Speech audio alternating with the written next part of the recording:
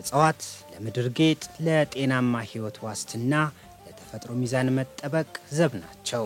ይሁን እንጂ የሰው ልጅ ብዝሃ ህይወትን እያመናመነ አካባቢውን ለምድረ በዳነት በመዳረጉ የዓለም የተፈጥሮ ሚዛን የተዛባ በመሄድ መልከ ብዙ ፈተናዎችን አስከትሏል።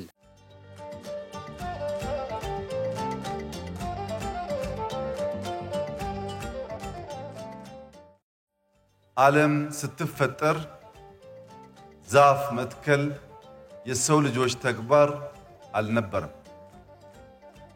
ፈጣሪ ዛፍን ተክሎ ሰጥቶናል።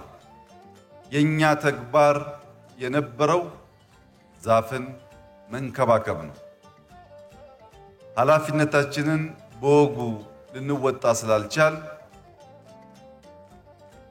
የተተከለ ዛፍ መንከባከብ ብቻ ሳይሆን ዛፍ መትከልም መንከባከብም ስራችን ሆነ። በገዛ ጥፋታችን መንከባከብ ብቻ የነበረውን ስራችንን ወደ መትከልና ወደ መንከባከብ አሸጋገር ነው። አሁን ዛሬ የማንተክል የማንንከባከብ ከሆን ከጥቂት ዓመታት በኋላ አፈር እየተሸረሸረ እየተወሰደ ከሆነ ጊዜ በኋላ እንትከል እንኳን ብንል ለመትከያ ቦታ የሚሆን አፈር አናገኝም። ኢትዮጵያ በደን ሀብቷ ከአፍሪካ ሀገራት ግንባር ቀደም ከአጠቃላይ ምድራዊ ስፋቷ ከ40% በላይ በደን ሀብት የተሸፈነች እንደነበር ታሪክ ያስረዳል። በሂደት ግን ሰዎች ይህን ሀብት ያለ ስስት በመጨፍጨፍ ለብዝሃ ህይወት መመናመን የራሳቸውን አሉታዊ ሚና ተጫውተዋል። ይህም ኢትዮጵያን ለተለያዩ የተፈጥሮ አደጋዎች ዳርጓት ቆይቷል። ሀገራዊ ለውጡን ተከትሎ የተፈጥሮ ሚዛን መዛባት፣ የምድር መጎሳቆልና የእጽዋት መመናመንን ለመጠበቅ ኢትዮጵያ የአረንጓዴ አሻራ ኢኒሼቲቭን ቀርጻ ወደ ስራ ገብታለች።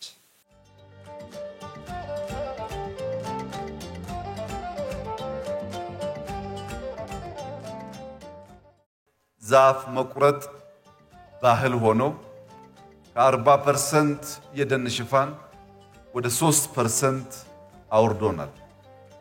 ይህንን አደገኛ ባህል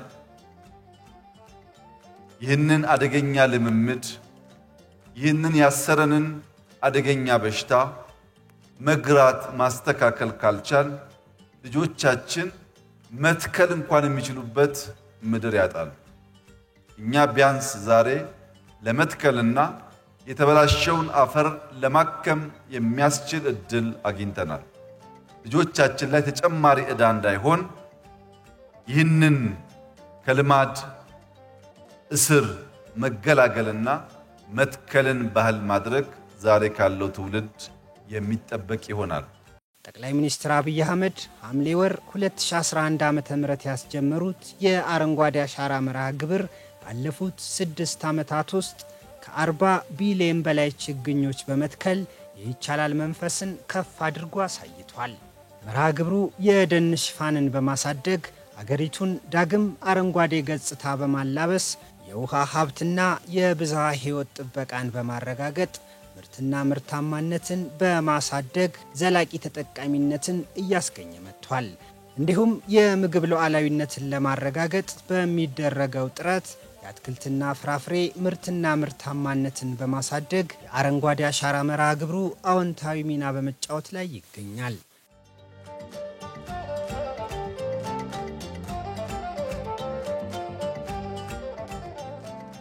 የአረንጓዴ አሻራ ከ2011 እስከ 2018 ድረስ በሁለት ምዕራፎች ተከፋፍሎ የሚከናወን መርሃ ግብር ነው።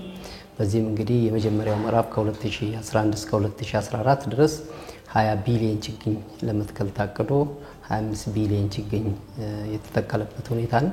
በሁለተኛው ምዕራፍ እንግዲህ 2015 2016 ከ15 ቢሊዮን ችግኝ በላይ በመትከል እንግዲህ በአጠቃላይ እስከ 2016 ድረስ ከ40 ቢሊዮን ችግኝ በላይ የተተከለበት ሁኔታ ነው ያለው ማለት ነው። ከ34% በላይ የሚሆኑ ችግኞች በዚህ በህዳሴ ግድብ ውስጥ ተፋሰስ ውስጥ የተተከሉ መሆናቸው የህዳሴ ግድብን ከደለል የመታደግ ሁኔታዎች ነው ያሉት ማለት ነው።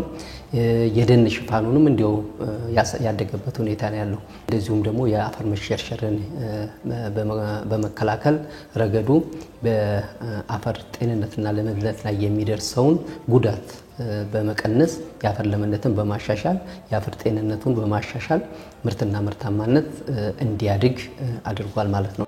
አረንጓዴ አሻራ መርሃ ግብር አንደኛ ተጨማሪ ደን እንድናገኝ ያግዘናል። ሁለተኛ የተፈጥሮ ደኖች እንክብካቤ በእውቀትም በተሳትፎም ደረጃ እንዲጨምር ያደርግልናል።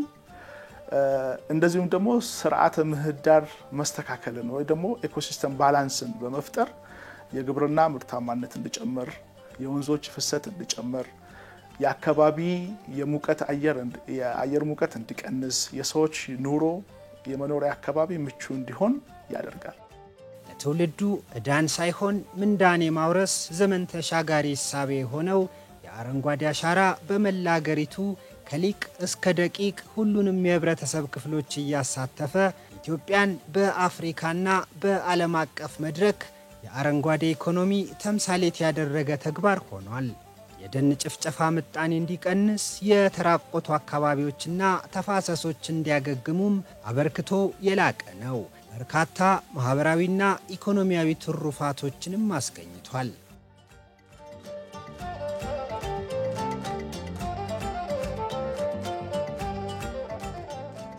የአረንጓዴ አሻራ በተለይም በአካባቢ ጥበቃና በአየር ንብረት ለውጥ ላይ ትግል ከሚያደርጉ ግንባር ቀደም አገራቶች ውስጥ ምናልባት መሪ ተዋናይ እንደመሆናችን መጠን ለዓለም አቀፉ ማህበረሰብ የምናደርገው ለአካባቢያችንም በዙሪያችንም ላሉ አገራቶች የምናደርገው ትልቁ አስተዋጽኦ ነው የሚሆነው ማለት ነው። የአረንጓዴ አሻራ መርሃ ግብር ነባር ደኖቻችን እንዲጠበቁ የደን ምንጣሮ ዝቅ እንዲል ከፍተኛ የሆነ አስተዋጽኦ አድርጓል። በሌላ መልኩ ደግሞ እንደ ሀገር በከፍተኛ ሁኔታ በሚሊዮን የሚቆጠር ሄክታር መሬት ላይ በየአመቱ የተለያዩ እጽዋቶችን እየተከልን ነው ያለነው። አረንጓዴ አሻራ መርሃ ግብር የህዝብን ተጠቃሚነት በሚያረጋግጥ የአየር ንብረት ለውጥ ተጽዕኖን በሚቀንስና የካርበን ፋይናንስ ገቢን በሚያሳድግ መልኩ እየተተገበረ ይገኛል። መርሃ ግብሩ ዓለም አቀፍ ተጠቃሚነትን ለማረጋገጥ የበኩሉን አስተዋጽኦ በማበርከት ኢትዮጵያ ከካርበን ሽያጭ ተጠቃሚ መሆን እንድትጀምር አስችሏል። ደን ሽፋናችንን እያሻሻልን በሄድን ቁጥር የተጎዱ መሬቶች እያገገሙ መሄዱ ቁጥር ስርዓተ ምህዳሩ እየተሻሻለ በመጣ ቁጥር የብዝሃ ህይወታችንን ስብጥር እያበዛን በመጣን ቁጥር ኢትዮጵያ ያላት የካርበን ክምችትም እንደዚሁ አብሮ እያደገ ይመጣል ማለት ነው። የካርበን ክምችታችንን ባሳደግነው መጠን ደግሞ ለገበያ የምናቀርበው የካርበን መጠንም እንደዚሁ ከፍ ያለ ከካርበን ሽያጭ የምናገኘው ሀብትም እየጨመረ ይመጣል ማለት ነውና በአንድም በሌላም የአረንጓዴ አሻራ መርሃ ግብር ኢትዮጵያ ከካርበን ግብይት እንድትጠቀም ከፍተኛ አስተዋጽኦ ነው እያደረገ ያለው። የአረንጓዴ አሻራ መርሃ ግብር ከግለሰቦች ጥረት ባለፈ ሀገራዊ ቅርጽ የያዘ ስለመሆኑ ባለፉት 6 ዓመታት የተከናወኑት ተግባራት ሁነኛ ማሳያ ናቸው። በዘንድሮ ዓመት ለሚካሄደው የአረንጓዴ አሻራ መርሃ ግብር ስኬታማነትም በሁለንተናዊ መልኩ ከወዲሁ ቅድመ ዝግጅቶች በመደረግ ላይ ናቸው።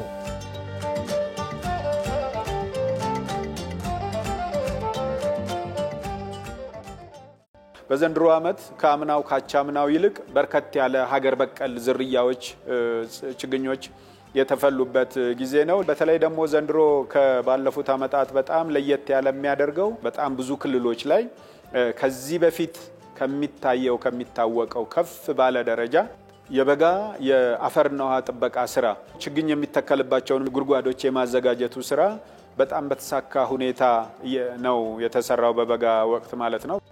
ችግኝ ዛሬ የምንተክለው ለነገ ነው።